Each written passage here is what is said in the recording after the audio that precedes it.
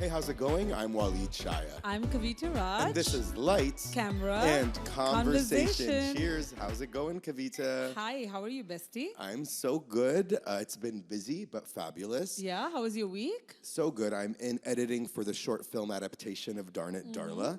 So between the editing room and also at the studio, coaching actors for various projects coming up, I'm just bouncing back and forth. So it's been good. The film's coming right along. I can't wait to share more about it. And, and we're in the thick of back to school. It's October already, midway through fall. So just, lots going on before the holidays sneak up amongst us. Yeah, no, thank you for sharing that. And it's so exciting. What a great project to be part of. And you're proving time and again that as an artist, as a director, as an entrepreneur, your work is nonstop. You just have to keep creating, curating, sharing. Yes. And at the same time, you have a business to run. You Yes. have programs that you're running around the country, and you have to keep that going. You have And artists. enjoy it, right? Yeah, absolutely. Yeah. How about you? What have you been up to? I recommended you to a friend Oh, nice. whose child was going through something that is right up your alley to guide Okay. and advise. It was Super. a parent that was going through a child that was being asked to pay up $5,000 What? Scam stuff. To be connected with an agent and a manager Right. because they saw superstar potential in the child. I hear a lot And of buzzwords with Yes. scams. But there's a difference paying someone for a service or fee, whether it's a Yeah. workshop, a class, a consultation, Yes. that's trusted a reasonable amount for their time, whether it's $50 or, $200, $300, $400. It depends on what you're getting, Yeah. how much time they're giving you. But when you start to hear of programs in the thousands, especially $5,000 to take your photos and introduce you to someone, that sounds a little, ridiculous, honestly. Yeah, we were lucky and blessed enough. And this is not like any kind of this is like just authentically me saying Right. as a parent, when my kids were younger, we were Right. lucky enough to be surrounded by people like you early on that Yes. we learned that this was something that you shouldn't do, right? Correct. It was something that you should be very careful of. Yes. And to think many, many years later, we're in 2023, and I take information being out there for granted. I'm like, oh, this is all out there on YouTube. People know this.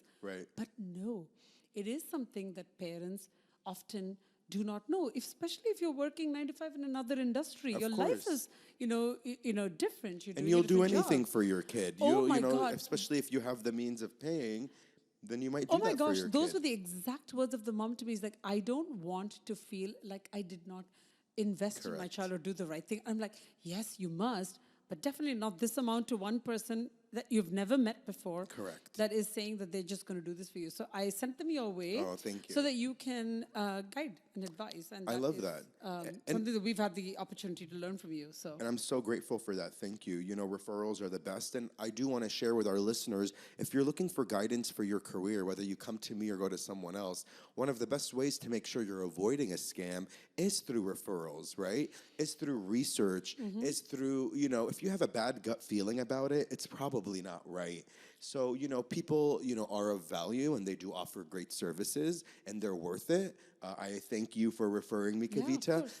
Right. And, isn't one of the interesting things in that they're not necessarily illegal or Right. not legit. They're teetering. It's just not It ethical. is just, yeah. You need to look up, say, who are the guests coming in? Who do you work with? Who are the agencies? What kind of FaceTime will I get with them? What is the feedback? Is it written? Is it in detail?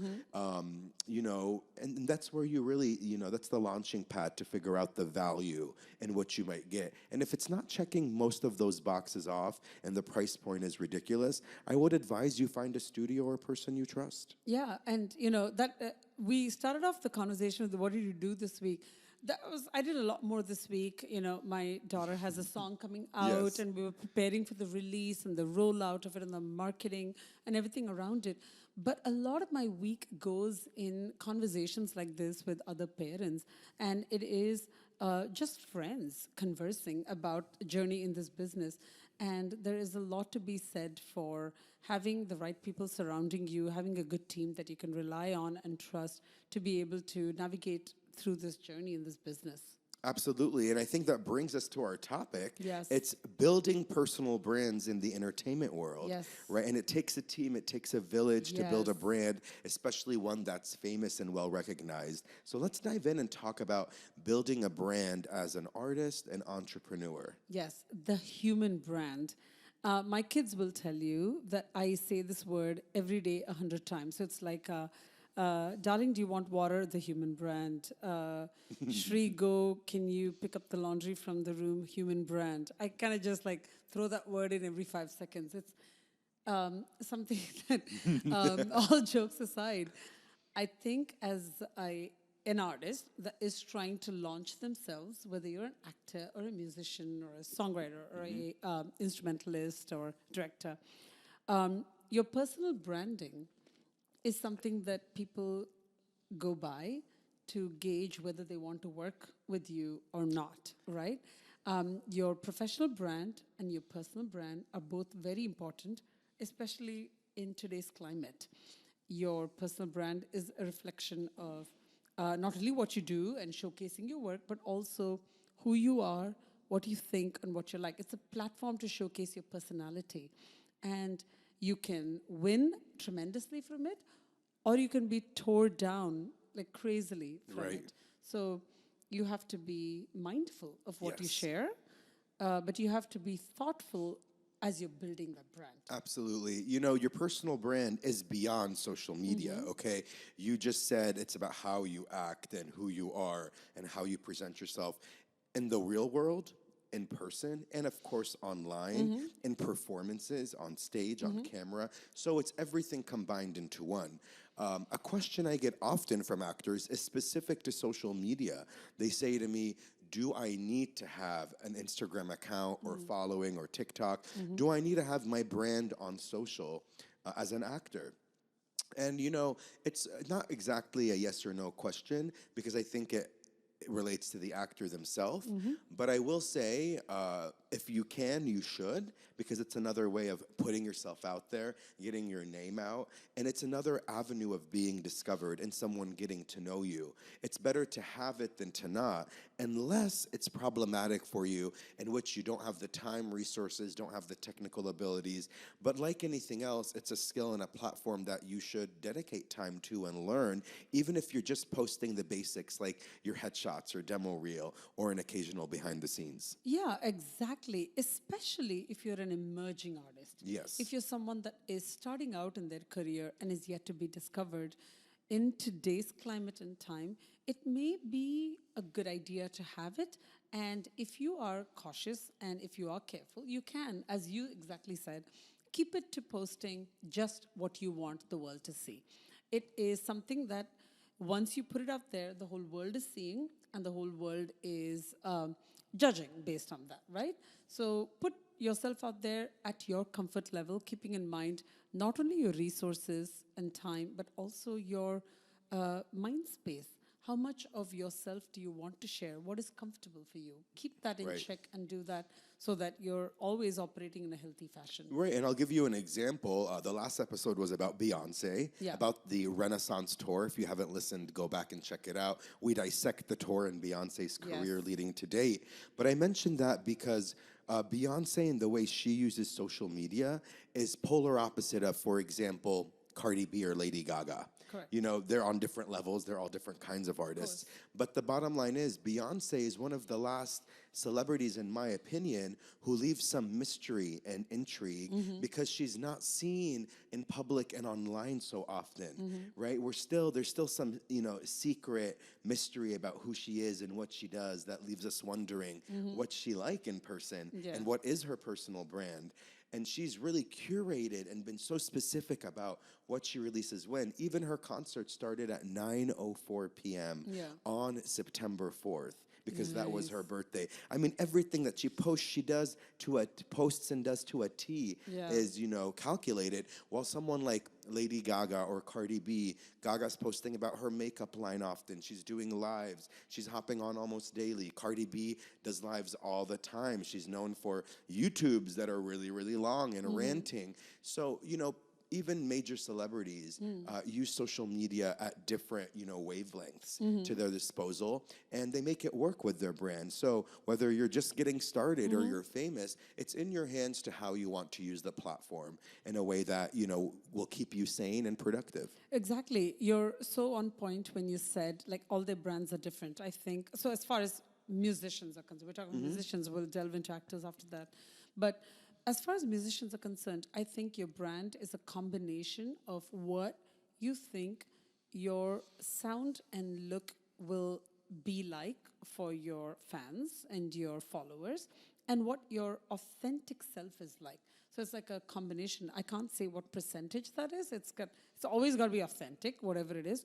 But that percentage of how much of it is, okay, what the market wants to see of you and how you're perceived, and what you really want to share. So like a fine balance of that is the culmination of what is going to be your human brand that you present physically and digitally. And coming back to the virtual world, one more thing I wanted to say is that is like a realm we're living in. We're operating on that realm. We're like actually doing business on that, right? You are marketing yourself. You may book a job from an Instagram or a YouTube Self-tape audition or or anything a online. TikTok finding. Right. In addition to a self-tape submission, you may Right. actually be like the person that stood out because of something that the Additional casting media. director found on some additional media. So you're literally living professionally on that realm. You are definitely living personally on that realm so much because you're planning an event or a gathering or a get-together potentially on that. So it is an important thing. I'm not saying it is for everyone. It is something that each one has to decipher based on their personal life situation. But it is a very important element or platform for branding Yes. today.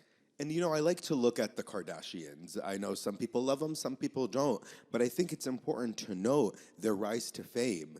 Barbara Walters did an interview with them, and it's hilarious, but it's because it's so candid. She said, "You don't sing, you don't dance, you don't act. And quite frankly, I think you don't have any, forgive me for saying this, talent." And she asked them about that straight up. And they responded, "We know we don't have talent. We're not trying to say we have talent. We just want to share our story and our platform with the world." And they acknowledge that. And what's interesting is they've curated such a strong brand that is their talent. It is the Yeah. branding. They may not be the best actor. They're definitely not singers.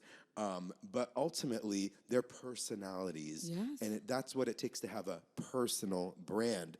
Dissecting them personally, Chloe has the jeans Yeah, line. exactly. Kim has Skims, So many things, from yeah. clothing to makeup and more. Absolutely. Kylie has Yeah, of course, the her makeup makeup, line, of course. and other things too. Courtney has her lifestyle for like Yeah, called candles Poosh. and Yes. Poosh and all that stuff. And so the list goes on. And then the youngest one, Kendall, is doing like real estate Yeah. and design. And I believe Yeah. Kendall has a tequila. She has a tequila brand, exactly, called 808. 818. 818. Okay, Yes. that's it, 818, which is the zip code, I guess, of where she Yeah. grew up. So there you have it, right? It took me a minute to remember them. Yeah, but yeah. They So many, each so have many to remember. So. they each have something, and I think you want to ask yourself as an artist, not that you need to associate yourself with a product, but it gets to a point where what do people recognize you for? Are you, like us right now, always drinking wine on Yes, the podcast? exactly. This has become part of our brand. Yes. Cheers. So We if like you wine. are a wine brand Yes. and you would like to sponsor our podcast, Please give us a call. Yeah, exactly. Because we go through them fast. Yeah, our budget's dedicated 50% to the wine we have on this podcast, and that's why we do it. Exactly. So that's, something I think that's important to know is developing the brand. It ends up leading to, a big consumer trajectory that could really shape your career beyond artistry into being a personality. Yeah. It's one of those things where I love how you said, like, personal brand, personality. It is very important. As much as it may be scary, it may be, fear-causing to share certain things about yourself. It is very important to keep it real. I keep repeating the word authentic because it is something that people have to be able to connect to. When they see it on screen, on camera, live, they have to be able to relate to you in some way. And the relatability doesn't necessarily mean, oh, she or he is going through something I'm going through. it could also be a fascination. It could be aspirational. It Right. could be something that is inspiring. So, whatever it is that people want to see is what people are willing to pay for. So, it is a situation where, as you said, find what it is that people are connecting with, the message you're giving, with the person that you are, the aura you're spreading, and follow up on that trajectory and maybe see if that is the brand that is associated with your personal brand. That makes sense. Actors ask me often, especially those that are just getting started, what is my type? How do I discover my type? And I think those questions correlate directly with creating your brand and discovering your brand. The first thing to know is that your type and your brand will change and evolve over time. Correct. You'll learn some things. You'll figure out your style a little more. You'll figure out your accessories a little more. And they'll become part of your identity, right? So that's the first thing. But when it comes for actors, and I'm curious about musicians too, but when it comes to actors, if you're just getting started, in terms of what type am I, and if you're getting headshots, for example, I always suggest to go for two different types to begin with. One, and this is for adults, is simply business. And the second one is simply casual. Why? Because you're just getting started. You're either going to get cast in something where you're in an office or you're playing something as a worker, or you're going to get cast in something where you're casual, you're a family member, you're out at an event. We're just making it simple with our photos. Eventually, you're going to want headshots that represent your brand with a range of characters you can play. Right, I'm right. saying 6 to 8 of your top different, types, right? But getting started, we really want to just break it down. Business and casual. Blue collar and white collar. And from there, we build on the looks. And that's what we use to start off our brand, to get into productions. And then you're going to start to see, what are the results like? And you have to read the room and read the results. Now, for me, when I got started in New York, my first couple bookings were in huge network dramas. That is not what I expected. You've known me for a while now. I'm Yeah. very happy-go-lucky. I'm cheesy, I'm silly, I like to Yeah. have a good time. The last thing I thought is I'd play characters that are super serious, carrying a gun, Yeah. speaking with a heavy accent. Yeah. But you know what? It's so much fun to play characters that are different than you. Yeah. And when I started to book those roles, because at the time those were the types of roles written on the market for me, I had to find a way to incorporate that into my brand. My agent at the time told me, I want you to go to a shooting range and learn to use a gun. Okay. Because I was getting auditions where I had to For carry a that. lot of guns, If you watch Law and Order, if you watch SWAT, if you watch any of these shows, it's tough. You gotta be able to Graceful. handle The way they do it is like, it looks cool. You can't Yeah. look like you don't know what you're doing, It's believable. Right. Yeah. And so, that was the start of me adding a skill that affected my brand. And also, the next time I got photos, I could be more specific. I wanted something darker. I wanted something leather jacket, more tough guy. Let me lean in and follow that flow with those bookings. And I did. From Madam Secretary to Blacklist, I ended up booking Looming Tower. And the dramas continued. Finally, now, years later, I'm breaking out of that and doing more comedy. But I've also had to add to my brand training at places like UCB, the Upright Citizens Brigade, Yeah. or doing shows with New York's The Pit, the People's Improv Theater, to add that to my flow and to my arsenal so my brand can also be recognized for comedy, from the articles being released about my work to the actual shows and productions I'm doing. So it's a scope from starting off with simple choices to then listening to the trends and to the feedback you're getting to be able to add and develop your brand. Yeah, and isn't it so interesting? Like, I was talking about music because musical artistry is about they want to see a combination of your sound, your talent, and your personal branding. What is it that you want to be perceived as? What is Yes. it that you want to share? So how are you different from artist so and so, right?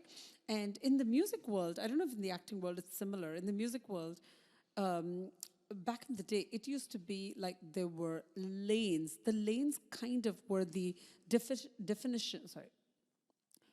Back in the day, there were lanes. The lanes were kind of the definition of the brand. They were like the starting point. You fit into a certain lane, or you don't, or maybe you start a new lane, right? But if you fit into a certain lane, like, okay, somebody else is kind of phasing out, then you are coming in that lane, or someone is in that lane already, then you may have a tougher time starting right How now. do you You may have stand to wait. out? How do you stand out in that lane? Or do you kind of have like a combination, so on and so forth. In the acting world, I always thought you almost have to be a little bit of a blank slate to be able to be cast in anything. So how much does your personal branding then affect you being cast in certain things? So then if you're aspiring to have certain roles, how much of yourself do you showcase? Does your personal media affect that? Or does it help? Or do you want to show a certain side of you so that you're doing certain roles for a certain period of time and then you want to change? It's That's such a great question, Kavita. I mean, ultimately, you're able to control your brand identity and go in for more specific roles, like you said, and have that control as an actor if you have the budget. Yeah. Right? You really have to be able to manipulate your brand and have people recognize you for a certain niche. Right? Otherwise, if you're just beginning and you don't have the video footage, the demo, reel, the credits to speak for it, you're going to need to pay for it and create the work yourself. Right. I think that's why you're right. Actors do need to be a blank slate as they begin their trajectory to find where their momentum is and who wants to pick them up. And during that time, you start to find people to collaborate with, and you start to find what you're good at and what you love. What's interesting is I want actors to ask themselves this question. So if you're listening, ask yourself this. What medium do you thrive in within film and television? Is it film or is it television? Then, if it's film, what medium within film? Is it horror? Is it comedy? Okay, let's say it's comedy. Is it multicam? Is it single cam? Those are very different. Multicam, to me, feels like theater. It's a lot of cameras. There's a laugh track sometimes. It's like I Love Lucy. Gotcha. Or it's like Hannah Montana. There's an audience that you hear laughing or clapping. They cheat out. They play to multiple cameras. It feels like theater. For me, growing up in theater, loving comedy, I super relate to multicam. Okay. I also noticed I grew up watching I Love Lucy. Yeah. Every single episode from black and white to, the latest, and Modern Family and so on and so forth in that style, right? While other people might be more fans of, work that's closer to Game of Thrones or Yeah. Shakespearean characters, they have a Right. regal sense. They talk a certain way. They maybe were born in the wrong era, and that's how they feel. So you really need to think about these things in the specific mediums to also figure out where your strengths and your brand and your skills lie. Right. So that's then natural to the human capability, right? Then Right. you're like, okay, you're closer to what you want to play. You put your energy towards Right. those kind of roles, towards that kind of opportunity, and you work your way towards that. So which means then your personal branding should reflect those kinds of things that Yes. you are kind of putting your energy towards, that you're manifesting, Of so course. to speak, right? Are we seeing now, like actors, like we have seen a few, right, that can do a horror role, that can do an action, and then switch over to a comedy all back to back? Or is that getting lesser and lesser because there is just so much talent? You're better off now as an emerging artist focusing on one lane, so to speak, and putting your energies towards that. So in that sense of the word, you don't necessarily have to be, for lack of a better word, a blank slate, like I said, which is what I thought actors, start off learning to be.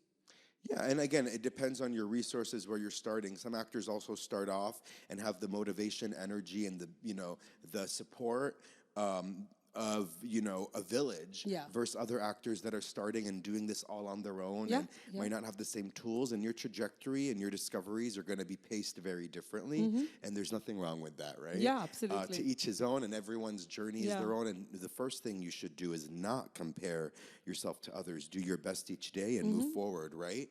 But beyond that, I think there are definitely a handful of actors that cross over into different genres. I mean, Meryl Streep, for example, she's done comedy, she's done drama, and right now she's doing television. She's Yeah. on Only Murders in the Building with Selena Gomez and Steve Martin and Martin Short, and what an incredible star-studded cast. Yep. So she does, and there's several others like her. But I think when you see actors, I don't want to use the word pigeonholed, but basically pigeonholed into a certain category, like they only do horror, they only do Yes. comedy. It's because The business execs have the stats that show this pays and Yeah. this is what they're good for. Of course. And it's merely a call using that information and those stats to make sure that their project reaches the projection that they've, aimed for. Yeah, and then that is, that's something that can be correlated to so many other industries, right? Also see what's out there in the market. So it's a Yeah. combination of things. You have to read the room, right? Exactly. Someone like Eva Longoria Right. went from acting to directing as well. Right. And so, you might also acquire a different title or position within the industry. And that's growth right there, you Yeah. know? And if you don't want to be a director, then that's not going to be in your trajectory. But for someone like Eva Longoria, that's how she's elevated. Yeah. You've also seen, talking of personal branding, right? Someone like Gwyneth Paltrow, fabulous actress, someone that has been so amazing to watch growing in her art. But I admire her as an entrepreneur now. She is smart. I know people have like different opinions on her brands, and it's very interesting to see the kind of divergent feelings that people have about the stuff that she sells. Right. But to me, it's interesting to just study it as a brand. It is clearly something that she has managed to sell. At the end of the day, a brand is as successful as people are willing to buy it, consume it, and pay for it. You could be building a brand that is super niche. You could be building a brand that is super, generally loved. But either way, as long as it's consumed and as long as it has a certain following and a certain fan base, you're going on the right track. And for Yes. me, it's so interesting to watch her brand grow and develop, and all the love and the kind of comments that she gets on it is very interesting to observe. Right, yeah, you get something from both ends. Now, I'm curious for musicians, is there something that's more like a template or suggested for musicians in today's time as they get started? Would they need to find a lane, or how does Yeah. that work for musicians getting started? I feel like musicians are often asked, to define their genres. People are very much like, you need to pick a lane, you need to pick a genre, you need to find your sound if you're an emerging artist, because how else are you going to brand yourself and define your sound Yes. with your fan base? How are they going to be able to recognize and identify you? So while there is a lot of truth to that, it is also something that kind of, to some extent, will keep you boxed in a certain lane for a certain period of time. But, that's like the common experience of emerging artists, and you have to pay your dues, so to speak. Put in your time. You took Put the in words your out of my time, mouth. Pay your dues. Till you reach a point where you're like, hey, you know what? I'm kind of like wanting to experiment on this a bit. I want to infuse this sound a bit of these, kind of elements a bit into my music. And then you have the luxury to do so. But when you are figuring out the initial stages of the brand, I think people want to see a certain look, a sound, a feeling, a structure. Something that's familiar, Something that- but unique and new Yeah, in a something way. unique, something that is they didn't know they wanted, Right. but you've put it up there. And then they're like, oh my God, Right. this is like a whole new thing. Well, like, we there- didn't know we wanted the Kardashians. But here we are, years later, consuming a lot of what they give. And it is something that the world just absolutely loves. And they've been, making strategic moves led by Chris, their mother. Yes, Queen. And whether, you're a fan of them or not, I Yeah, think I there's agree. something to learn from, from their actions, Absolutely. right? So you have mentioned that it takes time to pay your dues, Yeah. right? And so beyond that, when might we start to feel like we can experiment a bit more? Because even like Lady Gaga, right? She said, when I got started, the music they made me do was so commercial. Sure. And she wanted to do something different. And it took a couple years and a lot of challenges and butting of heads Yeah. for them to let Gaga do what she wants. And I've heard that from several musicians. So what's it like paying our dues, and how long might an emerging artist expect that for? Yeah, that is a great question. It is truly a personal experience. But as long as I feel like you are putting out work, at the end of the day, when all is said and done, if you're putting out work that you are proud of, if you're putting out work that you can stand behind and that is a reflection of something you have learned and grown from and want to share, I think that's coming from a great place. And people feel that. And when people feel that, they want to support and they want to show love. And as you're doing that, as you are seeing the love being received, it is also smart to identify what people are consuming from you versus what you want to necessarily share alone. So you kind of find that balance. Maybe you do a couple of pieces of art that is you, and then maybe you do a couple of pieces of art that is for the fans, and you find the balance. Having said that, it's great if you have the kind of patience and the endurance to like just do whatever is working commercially for X amount of time and then later do what you love. That's Correct. That's great too. So for actors, generally speaking, as they start to develop their brand, they need, and you've heard me say this before, a photo, not just one, usually multiple. I did talk about this earlier today, the two to start with. You need your actor resume, which is formatted in 3 columns for actors. You need a demo reel, or if you don't have that, some sort of self-tapes that show a range of your acting, comedy, drama, character, etc. And then from there, you want to build your actor profiles, whether it's Actors Access, Casting Networks, and your social media profiles, whatever platforms you're comfortable with, whether it's Instagram, TikTok, Twitter, and so on. So that's what you need to get started. On these profiles, you know, if you're a business or an artist or a mixture of both, you're going to want a logo, right? There's tons of free apps. There's even AI creation apps that make logos. But the bottom line of what I'm getting to, it's easier today more than ever to create a logo, to get on these sites, most of them for free, especially the social media ones, and to be recognized.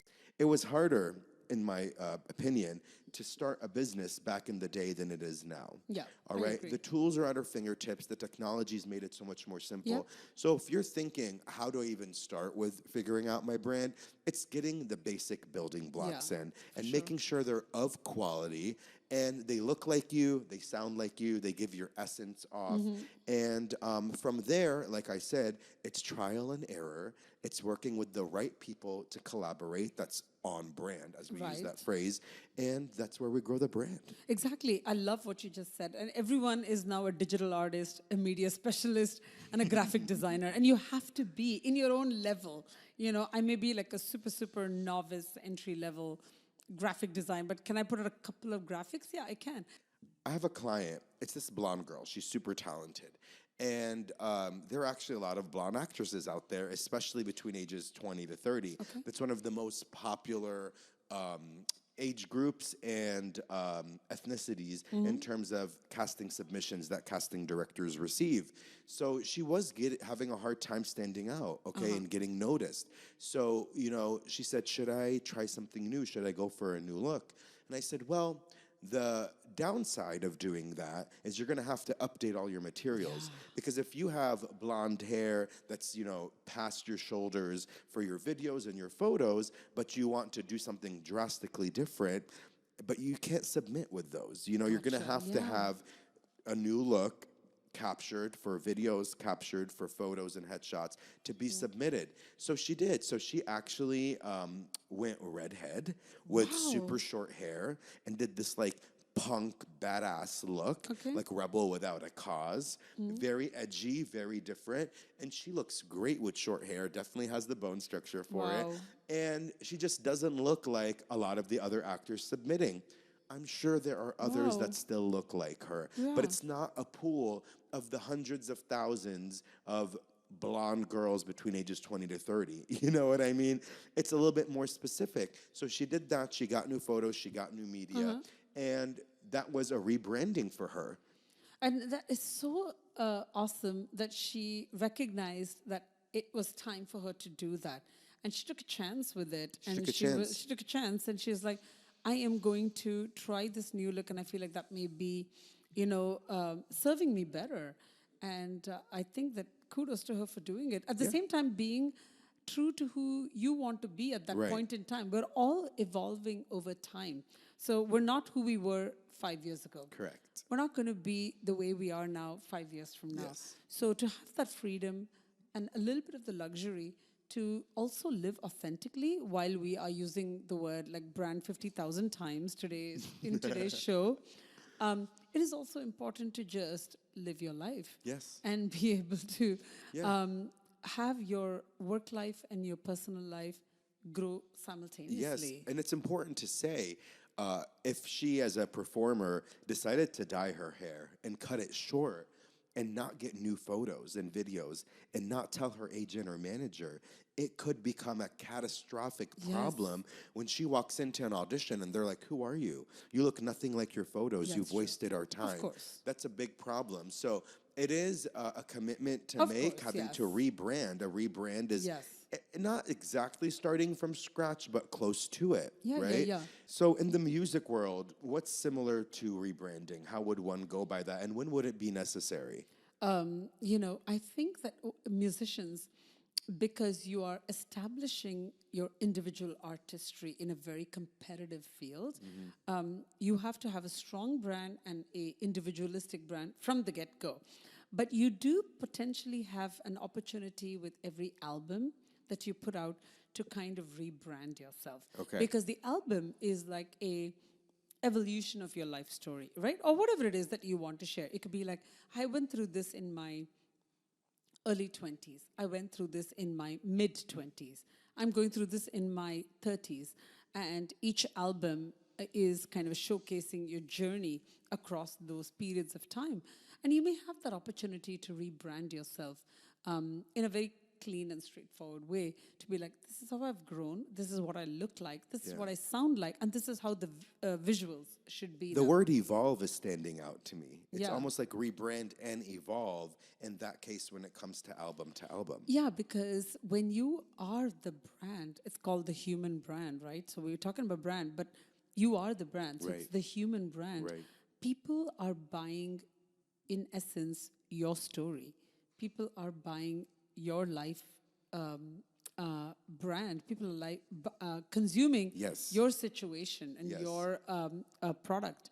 So it is very important that you yourself as a person are standing for the story you're telling, are standing Yes. for the message you're saying. That's and it. it is so important that is why, going back to what we said in the beginning, what you share publicly is Yes. so important, because you have to be able to stand behind the brand you're standing for. Yeah, that's sharing those narratives all create your story. Yeah. And beyond those narratives, there is one story, which is basically your mission statement, right? Yeah. What your company, what your brand intends to do, Yeah. what you stand for, what you stand, what you represent. That is your brand. That is your story, where you come from, right? Yeah. And so I think it's so important because brands that succeed have authentic stories. Yeah.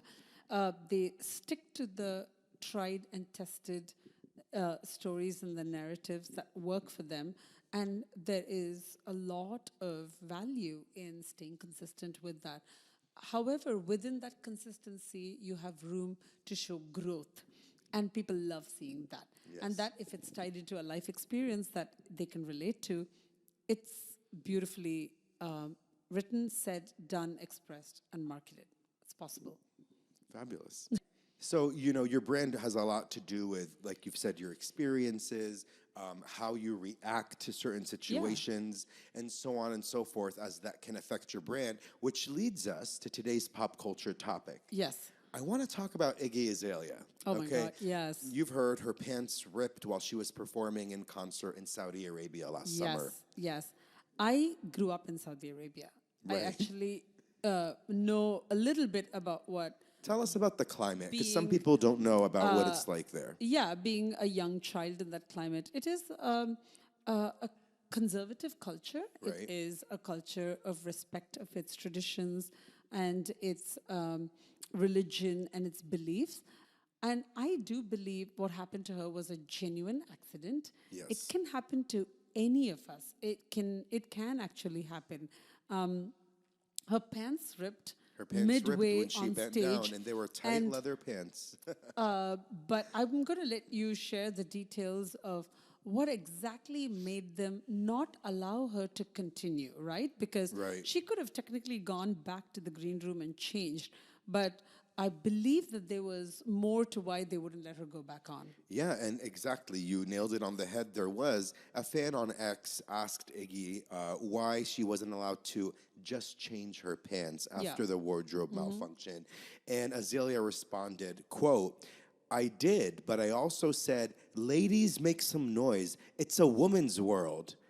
And apparently that sent authorities over the edge, LOL, end Okay. quote. So that's what Iggy Azalea said. She made a statement that was, a stand for feminism, for women's rights. I'm totally with it. But in Saudi Arabia, where women were just legally allowed to drive in 2018, in Saudi Arabia, where Black Panther was the first film to screen in a movie theater just a couple of years ago, Yep. there's a lot of controversy on what you can say and can't. They may have been likely to let her show resume if she had just changed her pants and went back on. But when the pants ripped, she connected it with a statement for women empowerment. And that's connected to dressing a certain way that's perhaps not as conservative as women, mostly in Saudi Arabia, who are covered and hijab would be presented. Not all, but most. And so that sent authorities over edge, and they made the cancellation. Now, that could have hurt her brand, right? So what did she do? She did respond to that. She sent a deep apology to fans. She said, I'm so sorry. She said, it's not the promoter's fault or the concert organizers. It's the authorities. Please don't be upset with me. Don't be upset with the organizers. I love you so much. I wanted to do this show. What a great experience being here. And stuff happens. So I do think she moved the needle. And I do think, like you said, it wasn't intentional or malice. Of course. And she did her best, and here we are now. Yeah, I do also think that in the name of brand alignment, collaboration alignment, event alignment, it's very important, right?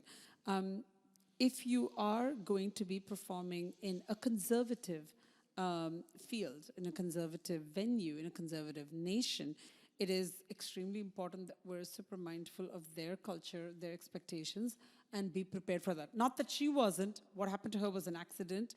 However, their reaction doesn't shock me. Right. Even outside of what she said, I don't know if they would have done things differently. They may have. But we don't know. Those are all like just for us to kind of guess at this point. What we say on stage is a reflection of our personal brand, but is our personal brand then aligned with where we're performing?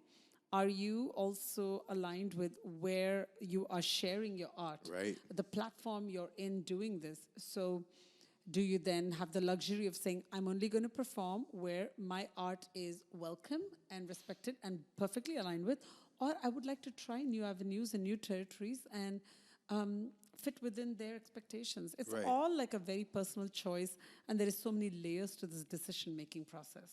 Absolutely. It's complicated at the end of the night. And who's to say she doesn't agree with what she said? Who's to say she takes it back or not? I think there's value and merit in what she said, but like you said, it wasn't the brand of Saudi Arabia. And you have to read the room in terms of where you're performing. But also understand that you've made the choice to bring a business service, which is your performance, to this country. There's an arrangement here.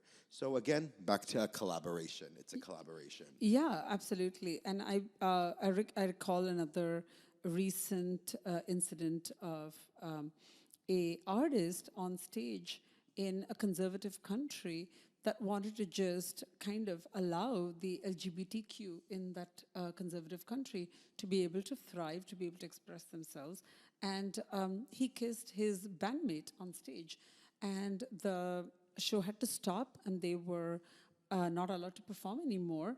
And I believe the festival lost a lot of money because they couldn't perform anymore. Such decision makings on the fly have to really work or not. You don't know. And are artists famous for making these like spontaneous decisions that have sometimes worked fabulously in their favor? Yes, because you're an artist. You are here to kind of provoke. You are kind of here to make people think about like all of these life situations. does it sometimes not work and backfire? Yes, it does. Well, So, 20 years ago, Britney and Madonna and Christina Yes. Aguilera shared a kiss at the VMAs. And the story you're speaking of overseas happened recently. And it's taking time for these countries that are more conservative to perhaps be a little more accepting and welcoming. And when it comes to art and when it comes to music and culture and film and TV, we really are trailblazers. We really are these creative entities and souls and artists that are more open-minded than I would say your average person. Definitely. And so there is a responsibility for us to push the boundaries and to express ourselves while also, while also being respectful to others and knowing the time and place for that. yes, knowing the time and place.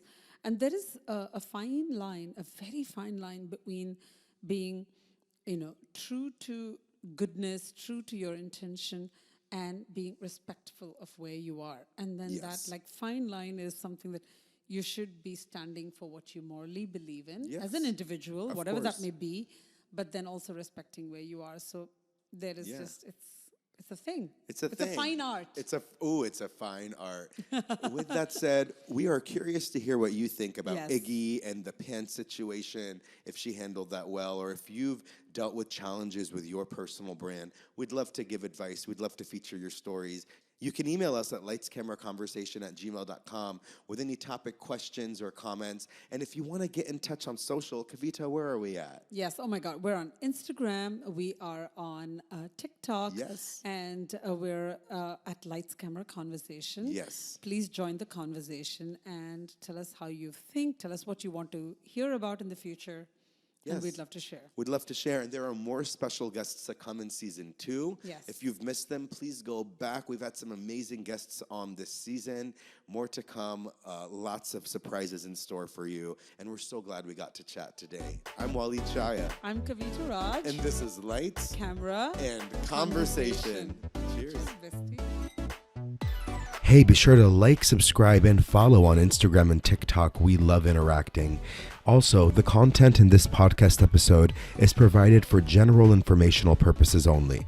By listening to our episode, which we love, you understand that no information contained in this episode should be construed as advice from Lights Camera Conversation or our individual authors, hosts, or guests.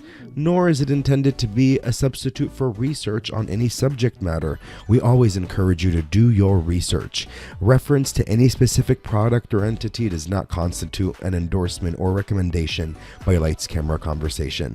The views expressed by speakers are their own, and their appearance on our program does not imply an endorsement of them or any entity that they represent. Thanks for listening, and until next time, have a great day.